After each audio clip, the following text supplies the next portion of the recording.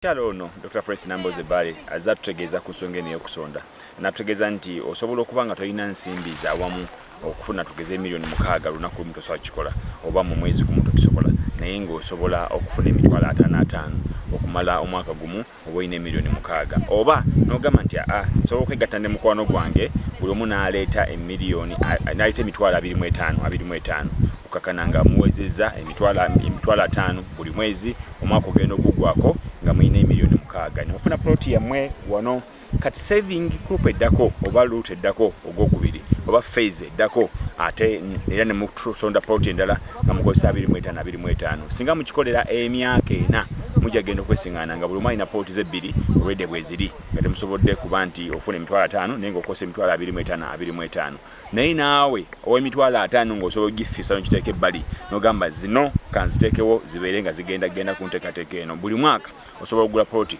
ey'emiliyoni 6 oba emiliyoni 7 okusinziira nga price bwe zigenda zikyuka naye wano we tuli abantu abamanyi ekkubo eryo ery'essemuto nga bwe mbategeezezza bw'otuuka ekirolo katono nnyo waliwo ewante wali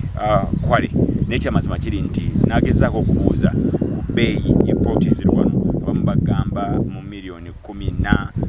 abatunda tugeze layisi naye ng'ate ensonga y'okukola ku byapa nayo oba ogenda kwongeramu ssente naye kaakati wano ebyapa byabwe abantu bano babirina era bw'obalaba wano balina enteekateeka ng'ennaku z'omwezi 10 omwezi ogwa Juuni bagenda okuba nga bafuna ebyapa ebyabwe bino wali ku Fairway Hotel kitegeeza nti olina bingi by'otagenda kuteekamu nnyo ssente zisurveyinga ssente z'okukola ku byapa zibeera ku ezo zennyini era zogenda maaso n'okuba nti osonda nabwe kityo kino kyanguko okusinga okikola ng'oyaga kikola gwe omuntu omu naye ate n'entandikwa abantu abeetya n'ogamba nti nze bwe manfisa mitwalo 25 sisobola kukuŋŋaanya nsimbi ziyinza kunsobozesa kufuna ttaka kino kyanjawulo era wandibadde naawe weegatta ku mukyalo ono Dr. Francis Namboze Bale asobola okuba nga ate akuyamba okufuna enteekateeka eno waliwo abalina okutya nakyogeddeko ne mu programu gye twasembayo okukola ne Dr. Francis Namboze Bale nga tugamba nti abantu abamu batya nti abafere gye bali ekyamazima abafere gye bali abalimbalimba abantu mu nteekateeka ng'eno naye bwe tukwata ebintu bino ebituufu ne tubikulaga awo omanya baani boyinza okukolagana nabo mu nteekateeka eno ey'okusonda ensimbi okusobola okulaba nga abantu beekulaakulanya mu ngeri emu oba endala mulimu nnyo abakyala sinalabamu nnyo baami beegasemu mu nteekateeka eno naye bo abakyala temulaba abavubuka bakyali mu myaka mito naye nga baagala okufuna n'okubaako kye bafuuka mu bulamu bwabwe okusinga okulinda omwami oba okulinda boyfriend ajje nga yalina ettaka yagamba nti ojja kunsanga nina eryange oba ojja kunsanga nga nyina ebyange skimu eno klabu yaffe ndi omukwasookawo mu mulundi ogwasooka engeri gye twakikolamu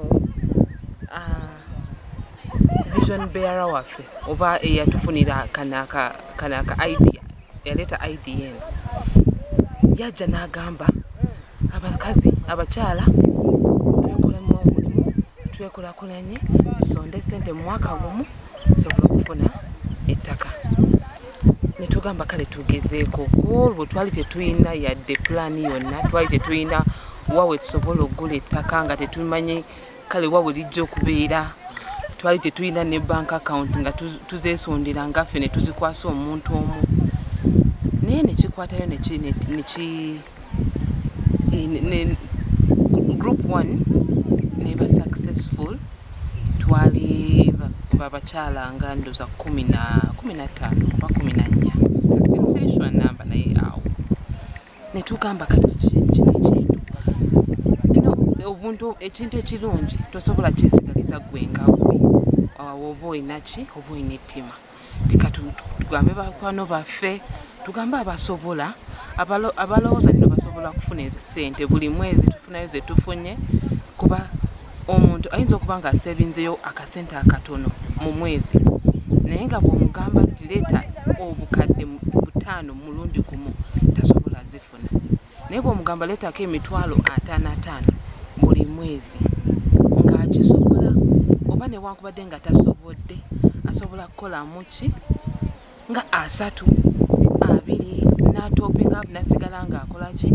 ng'aziweza mu butundutundu kati ne tugamba kino kibeera feya kusinga kiyamba omuntu wa wansi kiyamba omuntu wa bulijjo atasobola okufuna ezo ssente mu bujjuvu ate nga mu time entono. Tugamba kati kye tuba tukola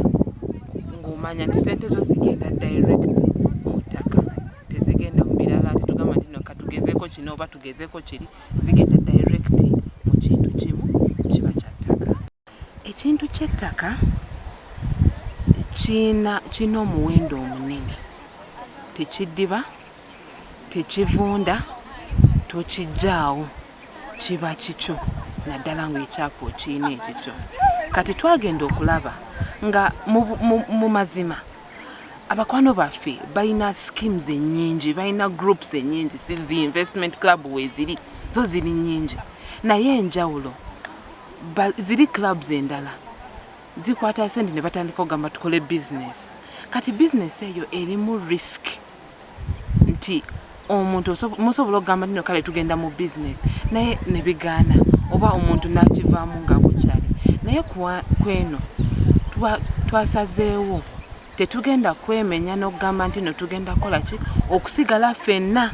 bbanga ddene nnyo nti tugenda kubeera wano emyaka 5 nga tukyakola ki, nga tukyasonda oba nga tukyalabira bizinesi oba gabana shares simanyi biki nedda. Buli omu tusonde ssente, tugule ettaka, twawulemu, omunemu afune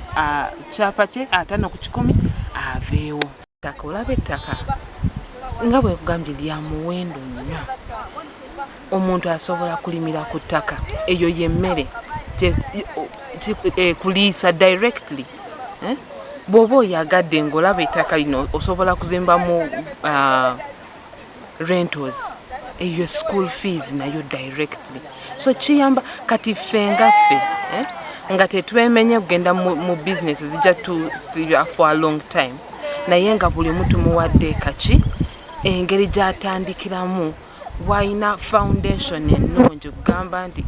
kyennasalawo nze nga nannyini ettaka kyennateeka ku ttaka kijja kunyamba okukulaakulana. So y'ensonga lwaki newankubadde tetugenda kusigala ffenna nga tuli mu club for long time, naye nga buli omuntu muwadde entandikwa. Lwaki oli wano? Akindi wano nze kufuna ploti yange. Twajja tusonda mpolampola ez'akamenzi naye nga ffe abakyala busente bwe tufuna tubeera butonotono. Kati otuuka n'ogamba naye ssente zenfuna entonotono ddala sisobola kufunamu mulamwa mukyo era kyekyasinga otuwa amaanyi. Agamba nange akatonotono ke mba nfunyeewo kofunawo, bw'ofunayo 2 ng'oteekayo, bw'ofunayo 10 ng'oteekayo, kikolera mwaka bw'omala n'ofuna ettaka nga bwe tuzze buli omu okufuna ploti ye era musanyufu. Naye nga amakulu mukyo teweetaaga ssente nnyingi nnyo okubeera landlord. Tandika mpolampola, Mukama n'akuyambira eyo era ffenna tuli wano buli omu musanyufu alabye ploti. Gwe ye eruddawa? Yange eri wali olina asuubira kukolerawo ki wano? Nze suubi nga nze ng'omuntu teririiwo nti ngenda kuzimba wano oba ki nekumiramu ssente zange. Nti wano tuze tusonda mpolampola 1,200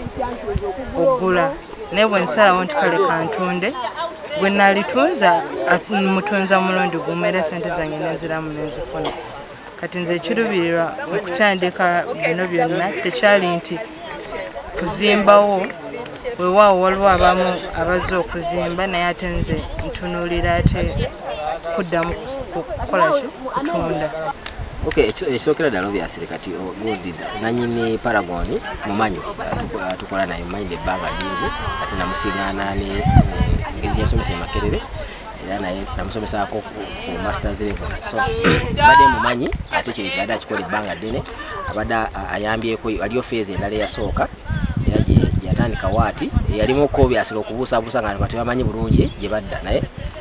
baafuna ebyapa byabwe. So kati eno yali just phase 2 era ffe twajja nga tulina okugumiza kw'amaanyi nnyo era ne phase 3 era twayingidde. Kati nze wano okuyingira mugundi mu kantu kano omanyi tugula nnyo ettaka eri kumpimpi mu Kampala ery'okubeerako era tuliina naye omukyala yalina idea omanyi nga gavumenti weegamba nti tugezeeko okukola ki okulima n'okulunda kati omukyala akola ki ayagala afune obutakataka bwayinza okukolerako ebintu ebityo naye nga obudde n'okulinoonya wetaagako abantu abati bataddemu obudde ffe ngeri tulina emirimu emirala gye tukola so era kinasalawo nengamba kati engeri y'okuyambako omukyala nga ayina ekiruubirirwa ekyokukola ki ekyokulunda n'okulima ebintu ebityo engamba tewali buzibu kati nga famire ketutandike okukola ki ngeno gundi weri eyamba abakyala ketugulire wamu era kati nyakubyapa bino era tuliko manya nze ne mukyala wange kati wano era kyetusuubira kwene ettaka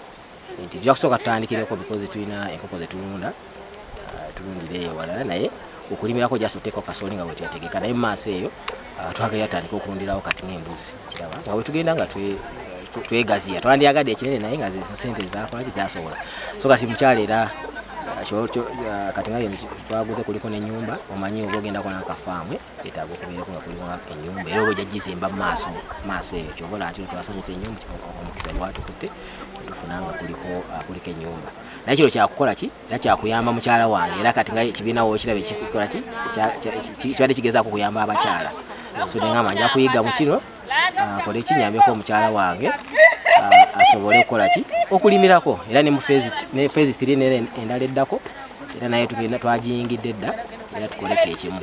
so kati kino ngamba siriiwo omukyala wange bino bintu byonna mba bimulekera era mbeera nkoze ki mwada amaanyi agabaawo ng'omukyala wange kale ettaka obukulu bwayo bugenda kale bwaliwo okuva dda naye abantu b'ennaku zino batandise obutabulaba bulungi nnyo tulabye abaana nga ettaka balitunda ne bagula zibooda baagala sente z'amangu naye ng'ettaka lyeririmu sente naye akuba sente z'ettaka olina okukuba ki okuba mugumiikiriza naye ekirala nti no oba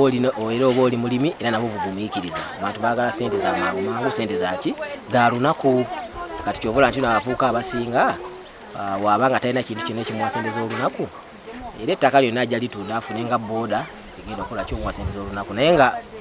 obukulu bw'ettaka bubunene nnyo naye bwetaaga bugumiikiriza nnyo busingako neki n'oba nti otunza okufuna nga booda so lwakuba ettaka tutulirabye nti no Kampala gye tuli ettaka emyaka nga 10 ogenda kwesanga nga ettaka likoze ki likubisizzaamu sente ki tetulina ate kibalina okumanya nti n'ettaka lino eryawala engeri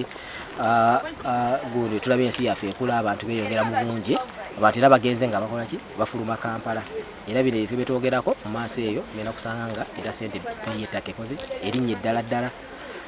Paragon Investment Club nga tukulirwa mukama waffe Dr. Florence mukyala Bale leero we tuzze okulambula ploti zaffe zetwasevingira omwaka ogwaggwa ploti buli omu afunye eyiye olabye ensonga mbadde nyamba ku bannaffe be tuli nabo nga mbalaga buli omu waayitira kwegamba tujje omanye wawo oyita ani akuliraanye oluvannyuma tujja bba n'akabaga buli omu afuna ekyapa kye mu ngalo gye buvuddeko waliwo omwami era ngamba nti egimu ku mirimu egisinga okubeeramu abantu abatali genuine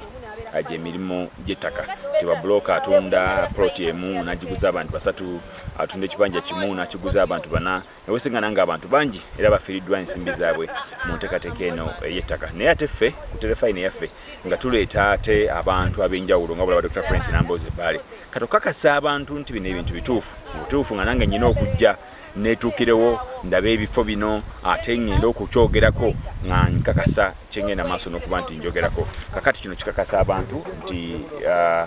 wali abantu abatuufu ate abatuufu abo era osobalabira ku terefayini yaffe ensonga ey'okubiri bwetegereza wano ntegezeddwa nti nno singa luno oluguudo okuviira ddala wano we bali okutuuka Matugga kiyinza okutwalira eddakiika kibwe ziba nnyingi nnyo nga 3 naye nga kizera kuba nti kati waliwo engeri y'ebinnya naye mu dakiika nga 2 oba otuuse Matugga kitegeeza oba ogenda butereevu okutuuka e Kampala okola n'emirimu gyo omuntu asobola okusulayo eno kyangu nnyo omuntu okutekayo residential ogamba nti amaka gange ngatadde eno kuba ploti ziri 45 omuntu asobola okuzimba ennyumba 45 kuba ng'osazeewo okuzimba naye oyinza n'okufuna ate ploti esinga ku 45 ofuna 10 oba n'ofuna ploti 4 oba n'ofuna Afrika oba n'ogenda mu maaso n'ofuna eka so enteekateeka ebaawo naye ng'ekikuba nti otambulira mu kusonda kwabwe kyekakasiza nti embeera eno genuine era naawe oyinza kwegatta bwegasi ku Dr. Florence Namboze Bale bw'oba olaba ku screen kuliko enamba ze ezo zosobola kutereka okuba ng'okubako atajja kuba kuwa details di baddamu okutandika era wa oba oli awo obagenda maaso n'okuba nti basondera ate era n'okwebuuza ku bantu abalala ab'enjawulo abayinza okubuulira bo kye basobodde okuba nga bafuna olunaku olwaleero.